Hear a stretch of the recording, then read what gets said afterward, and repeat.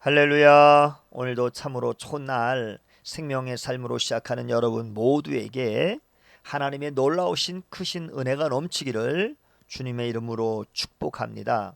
저는 오늘 예레미야 30장 1절에서 11절 말씀을 본문으로 이는 여호와의 말씀이라 라고 하는 말씀을 전하기를 원합니다.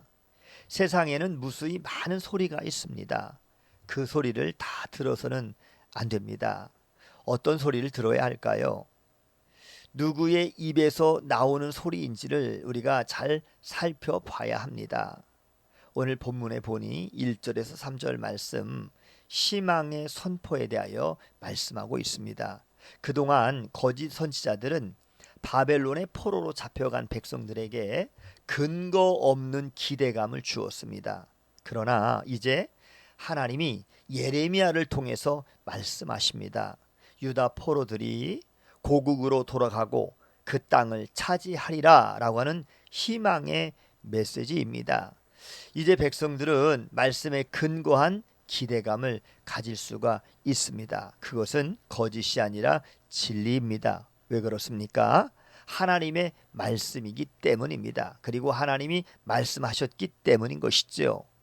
희망의 선포가 담긴 1절에서 3절 말씀을 우리는 유심히 잘 봐야 합니다. 그것은 말씀이 선포된 배경이나 주변 정세, 연대나 어떠한 정치적인 상황이 전혀 드러나지 않았다라고 하는 것입니다. 지금까지 여러 부분에서 연대나 왕의 통치 시기 등이 나타났습니다. 그런데 희망의 선포가 시작되는 예레미야 30장 이 시작 부분에는 그러한 기술이 전혀 드러나지 않았습니다. 이는 두 가지를 의미하고 있는데요. 첫째는 유다 백성의 희망의 메시지는 주변 정세나 포퓰리즘에서 나온 것이 아니라 전적으로 하나님으로부터 왔다라고 하는 것입니다.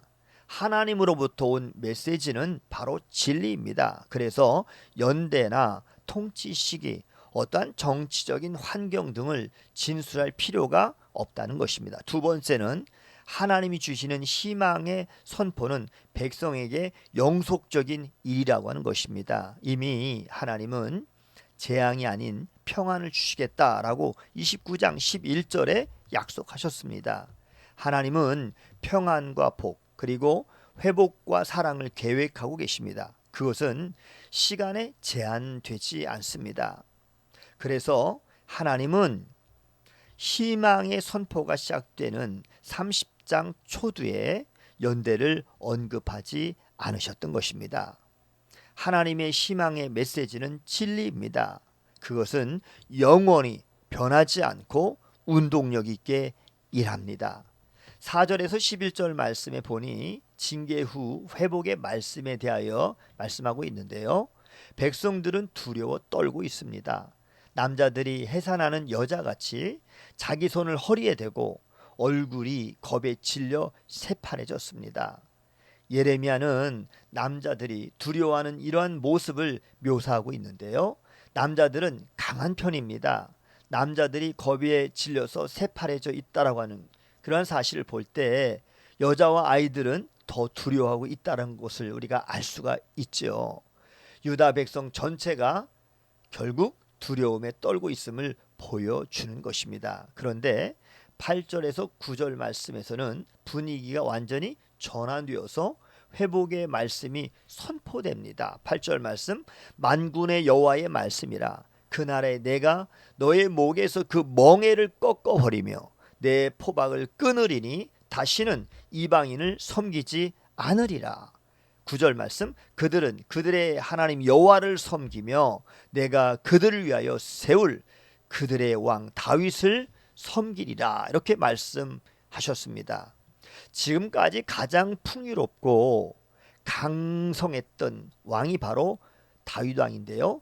이러한 다윗 왕정 때처럼 유다 백성을 세계 모든 나라 중에서 가장 높이 세우리라 하나님께서는 약속하십니다. 그뿐만이 아닙니다. 하나님은 그동안 유다를 힘들게 하고 압제한 나라들을 멸망시키겠다라고 11절에 말씀하고 계십니다. 이는 여호와의 말씀이라 내가 너와 함께 있어 너를 구원할 것이다.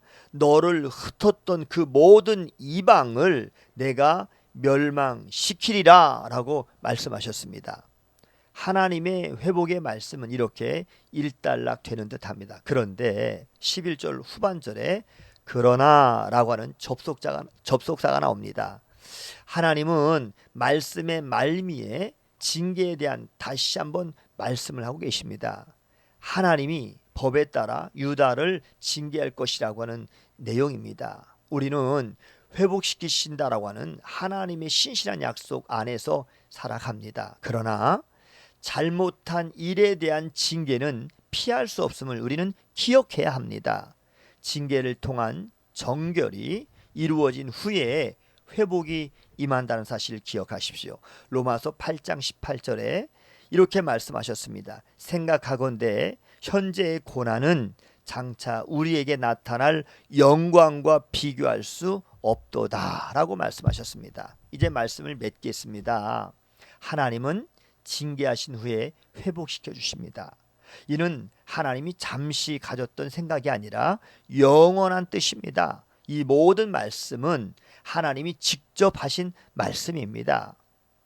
오늘 본문은 계속 이것이 여호와의 말씀임을 계속 반복적으로 강조합니다. 1절 여호와께로부터 말씀이라고 이렇게 시작해서 계속 말씀이 여호와께로부터 왔다라고 증언합니다. 2절에서 5절, 8절 말씀, 10절 말씀, 그리고 마지막 11절에도 이는 여호와의 말씀이라라고 강조합니다.